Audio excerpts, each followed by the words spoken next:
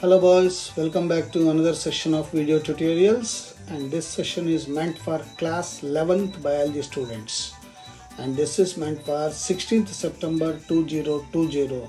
As all of you recollect, 16th September is very significant for all of us as it is the birthday of Science School Bijapur. I'm sure all of you will be celebrating it virtually and staying at your home. You'll be wishing in your heart as well as mind that SSBJ should live long happily. So happy birthday to SSBJ. With that, we come back to our own business. We were discussing about muscle structure. As I said, muscles are made up of myofibrils, and inside myofibrils there will be myosin filaments, and the sarcolemma, the outer covering of the muscle. And since muscles have a lot of power, that power is because of the mitochondria, and the sarcoplasm, liquid that is present inside the muscle. And when we take the structure of one myofilament, and there will be many sarcomeres, and each sarcomere has got different protein structures. Basically there are two proteins, actin and myosin. As I said, every muscle will have two proteins, actin and myosin, and in that actin and myosin will have cross bridges like this, and the cross bridge will have two lines like I band and A band. Yesterday we were talking of that. And also in between this there is a H zone and there are Z lines. So you got the basically two proteins. So what exactly their structure? So we say structure of contractile proteins. So each actin filament is made up of two F filamentous actins, so F actins, helically wound to each other. Let me show you that. Yes, look at that. Each actin is this blue one, okay, blue one. You can see the two, and they are intertwined with each other. That is what we said, that each actin filament is made up of two filamentous actins helically wound to each other, as you are seeing that blue one. And each F actin is a polymer of monomeric globular actins. Each one is a globular actin and it is a monomer, and the monomers join together and form a polymer. Two filaments of another protein. So there is another protein, this yellow one, that's called tropomyosin. So you can see the yellow lines here, one and here one. This is one, this is two. So you got a tropomyosin, that the two filaments of another protein, tropomyosin, also run close to F actins throughout its length. As you are seeing, you are able to see actin and tropomyosin intertwining with each other. A complex protein called troponin complex. You see yellow one, this troponin complex in between, intermittent. It is distributed at regular intervals on tropomyosin. In the resting state, a subunit of troponin masks the active binding sites for myosin. So it is blocking it, active sites. And actin filaments. Each thick filament, that is myosin is a thick filament. Each myosin filament is also a polymerized protein. So many monomeric proteins called meromycins or meromycins constitute one thick filament. So that one thick filament is because of the meromycins. Each meromycin has two important parts: a globular head with a short arm and a tail, and the former being called the heavy meromycin HMM, and the latter the light meromycin LMM. The HMM component, that is the head and short arm, projects outwards at regular distance and angle from each other from the surface of polymerized myosin filament and is known as cross arm. The globular head is an active ATPase enzyme and has a binding sites for ATP and active sites for actin. Let us show this. So there are two portion of this. This is thin filament, this blue one, and the red one is a thick filament, thin and thick filaments. And you can see the longitudinal section of this. They are intertwining with each other, and you can also see one particular fiber in that. So this is how the head one, we said HMM, and the tail portion LMM, HMM and LMM. So the myosin molecule, one single myosin molecule will be in this fashion. So you can see the portion of thick filament and the myosin heads. The myosin heads are here and this. So these are the main proteins that are present in a muscle. And how does the muscle contracts? So it's called mechanism of muscle contraction. Whenever we are showing any movements, locomotion, while playing games, sports, running, walking, any movement for that matter, unless and until the muscle contracts, we cannot. Even when right now I am speaking to you, if my facial muscles are not able to contract and relax, I will not be able to speak to you. And that is the importance of muscle contraction.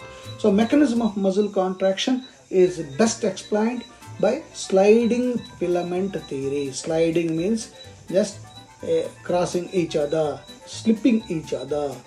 So that is like a filament, and which states that contraction of muscle fiber takes place by sliding of thin filaments over thick filaments. This is what we said, sliding of thin filaments over thick filaments.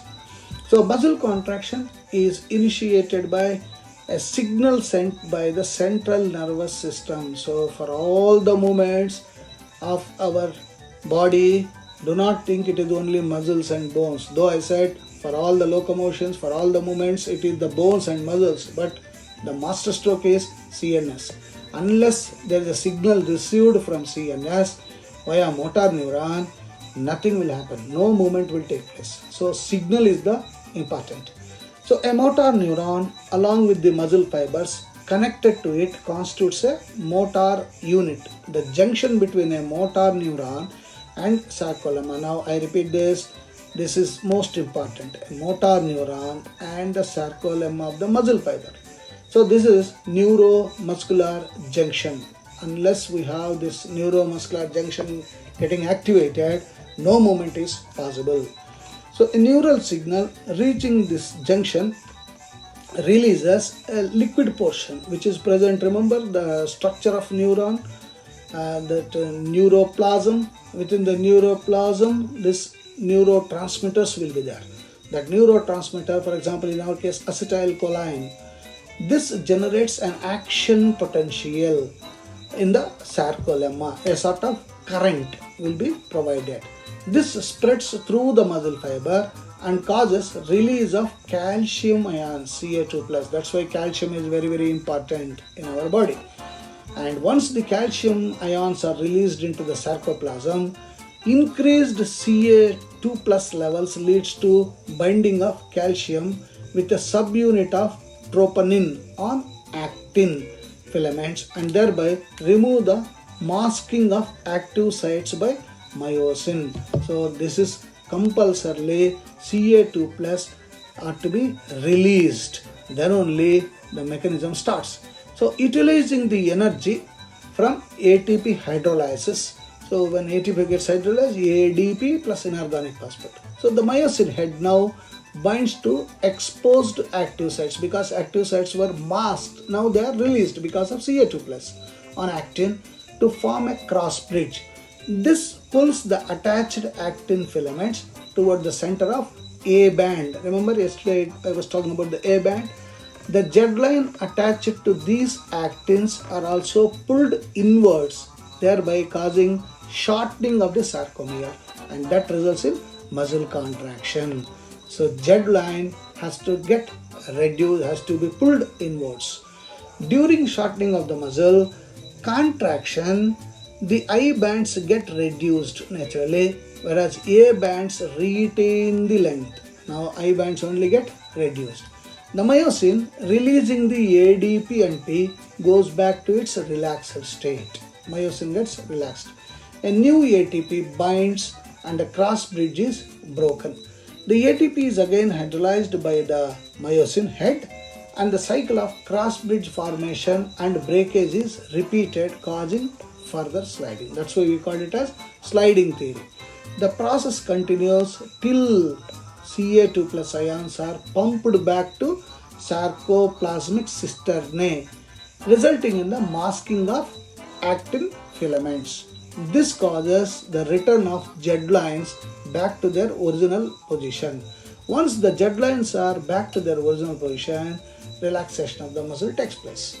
So repeated activation of the muscles can lead to accumulation of lactic acid due to anaerobic breakdown of glycogen in them, causing fatigue. Already we discussed that sufficient amounts of oxygen is not there, then anaerobic respiration takes place and the muscles will produce lactic acid. You get muscle catch. Many of you must have experienced during your games and sports.